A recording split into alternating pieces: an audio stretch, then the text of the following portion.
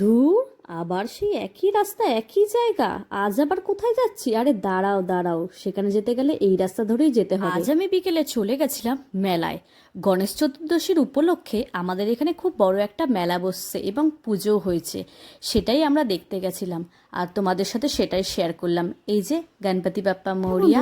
বলো তো, আমার ভিডিও তোমাদের কাছে আদেও পৌঁছায় নাকি তোমরা দেখে স্কিপ করে যাও, লাইক কমেন্ট করো না? জানি না বাবা, ভেবে পাই না।